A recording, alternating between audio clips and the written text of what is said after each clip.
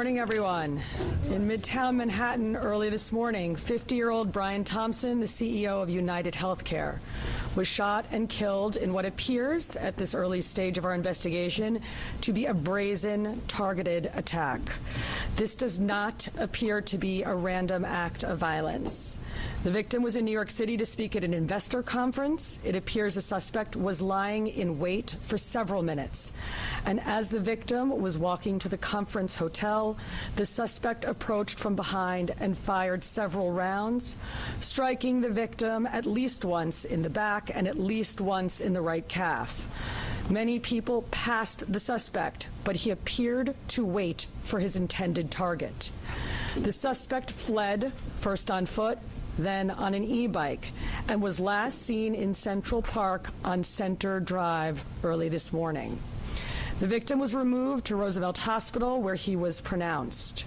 We've been in touch with his family, his friends, and his colleagues, and they are very much in our thoughts and prayers at this hour. The full investigative efforts of the New York City Police Department are well underway, and we will not rest until we identify and apprehend the shooter in this case. The women and men of the NYPD take enormous pride in the work that they do each day and each night to drive down crime and violence in our city. Right now, we are asking the public for your help.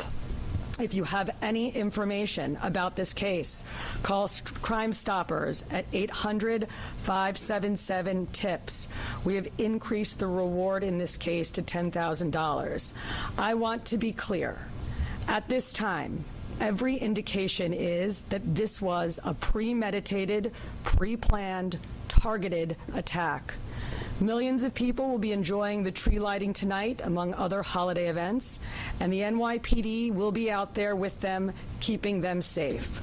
For some preliminary details about today's tragic incident, I pass it over to our Chief of Detectives, Chief Joe Kenny.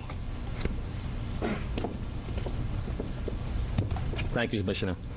The information I'm about to give you is preliminary as our investigation is continuing. This morning at 6:46 a.m., patrol officers from Midtown North Precinct responded to a 911 call of a person shot in front of the Hilton Hotel located at 1335 Avenue of the Americas. This is between West 53rd Street and West 54th Street. At 6:48 a.m., officers arrive and find the victim, Brian R. Thompson, a 50-year-old male, on the sidewalk in front of the Hilton with gunshot wounds to his back and leg. Mr. Thompson was removed by EMS to Roosevelt Hospital, where he was pronounced dead at 7:12 a.m. Mr. Thompson is the CEO of UnitedHealthcare and resides in Minnesota. Detectives from Night Watch, Midtown North Detective Squad, and Manhattan South Homicide responded to the scene and began their investigation. What we know is that the shooter arrived at the location on foot about 5 minutes prior to the victim's arrival. He stands alongside the building line as numerous other people and pedestrians pass him by. From video, we see at 6:44 a.m. the victim is walking alone towards the Hilton after exiting his hotel across the street.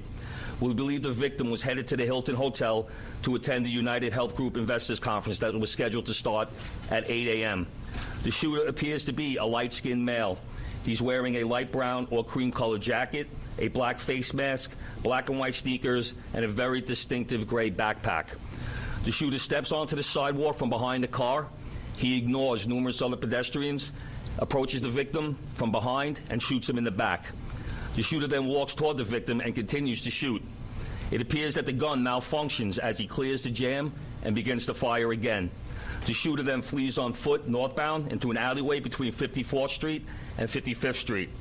Once at West 55th Street, the shooter continues to walk westbound on the Avenue of the Americas, where he gets onto an electric e-city bike and rides northbound on the Avenue of Americas towards Central Park, where at 6:48 a.m. we have the shooter riding this bike into Central Park at Center Drive. At the scene, we recover 3 live 9mm rounds and 3 discharged 9mm shell casings. The motive for this murder currently is unknown, but based on the evidence we have so far, it does appear that the victim was specifically targeted, but at this point we do not know why. This does not appear to be a random act of violence. We are seeking information from the public to help identify the shooter. As the Commissioner said, we have upped the reward up to $10,000 for information. You're urged to contact Crime Stoppers at 1-800-577-TIPS. All information will be kept anonymous. Thank you very much. All right, well, we're going to open up to a couple of questions. We're going to start off with Shimon, CNN. So it's about an hour and 20 minutes before the start of the conference. Is there any indication that he was going to meet someone? Because it's pretty early. Is he on his way to meet someone there at the conference? He leaves the hotel dressed like he's going to be attending the conference. We're working with his co-workers and other people that he planned on attending the conference with to get that information. But as of right now, he's in charge of the conference, so we believe he was getting there to help set up. And then just the city bike, if I may. Do we know where that city bike is now? Does he dock it, or does he keep riding it? We're still tracking video. The last we see with him on that bike is in Central Park. Is there a way to track that bike? There are GPSs on those bikes. We'll be working with the company. All right, we're going to move over. We're going to go NJ Burkett. Thank you. Chief, were any words exchanged? If so, what were the words? I'm told a cell phone was recovered in an alleyway on his escape route. Does that appear to be connected to the suspect? We're working through that cell phone. Obviously, we'll be processing it forensically. And as far as words being exchanged, we do not have audio of the incident. We only have the regular video. But nothing from witnesses? Nothing. Well, there was one witness standing right next to the victim when he was shot. We're still trying to identify that victim. Excuse me, that witness. We're going to go over to Aaron Katursky. Thank you. Chief, was he checked into the hotel across the street alone? Was he in the city alone? Was he accompanied by anybody? Did he have any known enemies or anyone that you've been able to find so far? Like I said, we're reaching out to law enforcement in Minnesota, and we're also interviewing his co-workers and family members to see if there have been any specific threats against him in the past. As far as who was he in the hotel with, we're doing a search warrant in his hotel room right now. That might lead us, give us some more information. All right, we're going to go over to Dean Moses. A couple of questions. One, based on the surveillance you've seen of this individual, do you feel like he's professional? You mentioned that he did the bullets style. Do you feel like this was a professional individual who took this man's life? And also, will it affect in any way tree life tonight? I'll answer the part about whether or not he's a professional. That we have no way of knowing that. From watching the video, it does seem that he's proficient in the use of firearms, as he was able to clear the malfunctions pretty quickly. But as far as the tree lighting, I'll leave that to Chief Madrick. Yes. Good morning, Dean. Just really quick, this incident will not affect the tree lighting. The tree lighting is slated to start at 7 p.m. The show, the actual lighting of the tree will be close to 10 o'clock, actually 9:55 p.m. We will have a massive police presence out there around Rockefeller Center from 52nd Street all the way down to 47th Street. We will have plainclothes out there, a plainclothes detail out there. We will have our CRC assets, our strategic response group assets.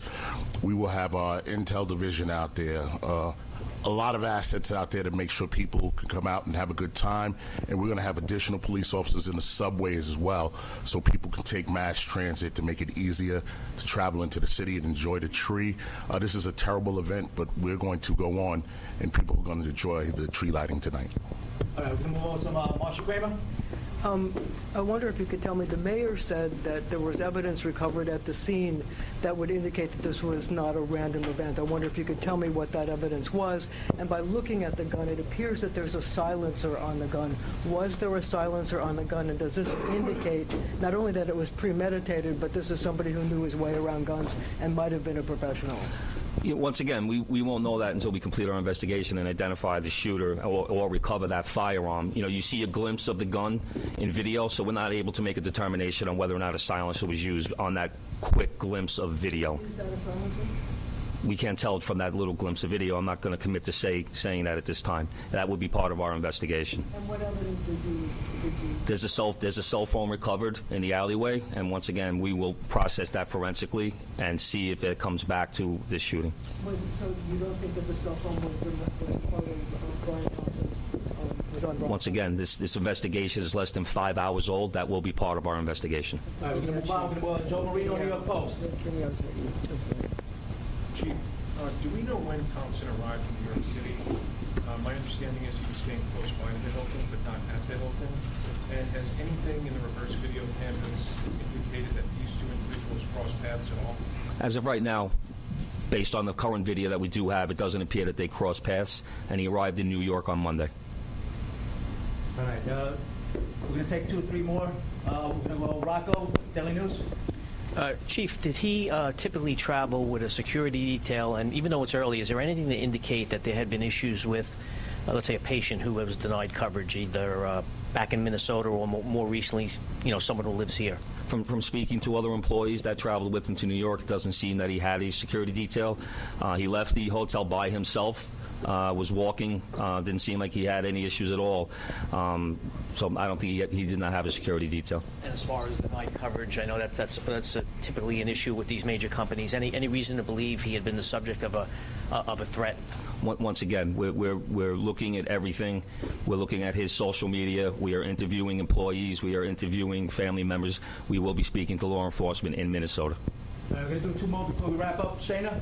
Oh, sorry. I was just going to ask if any cursory look at any social media, whether it's the company, whether it's his personal social media, his family's, is there anything obvious that sticks out at this early stage in the investigation? We have not uncovered anything at this time. The investigation is still too early.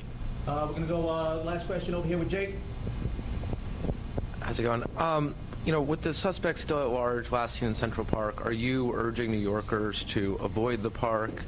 Is the NYPD deploying its drones? I know they recently started doing that in the park. And then also I was wondering, is there any indication when he gets this city bike that he's a city bike member? It's like sometimes if you're not a member, you can pay to use it. I don't know if you're able to tell on surveillance. The chief of detectives will answer the part about the city bike. But in terms of we're encouraging New Yorkers to go about their daily lives and their daily business, but to be alert. We put the picture out. You're putting the picture out. We want people to take a look. If they see anything suspicious, if they hear anything suspicious, we ask them to call 911, reach out to our detectives. With an incident like this, of course, we put a heavy deployment into Manhattan. We put additional resources out. We have the drones up. We have aviation out. We have K-9 out. When an incident like this happens, we don't spare any expense. We put all of our resources out there to support the chief of detectives' mission and to keep New Yorkers safe. So we will have a massive presence out there around the tree lighting, but throughout Manhattan as well until more information develops and we're able to support the chief of detectives and what he needs to make a quick arrest. As far as where he got the city bike, we're still working that through. Like I said, we're pulling video from numerous locations, numerous sources, and we have him on our timeline walking, and what we're very fortunate is he has that very distinctive gray backpack on. So we see him in one video clip walking, and then another source of video, him riding that bike. So we don't have video or witness confirmation on how he obtained that bike. Can I just ask him a cell phone? Do we know if it's related to this, or it's just right now what you're saying is a cell phone? A cell phone was recovered. We will confirm that later on down if we, do our forensic examination. Thank you, everyone. This concludes our press conference. Thank you for your time and attention.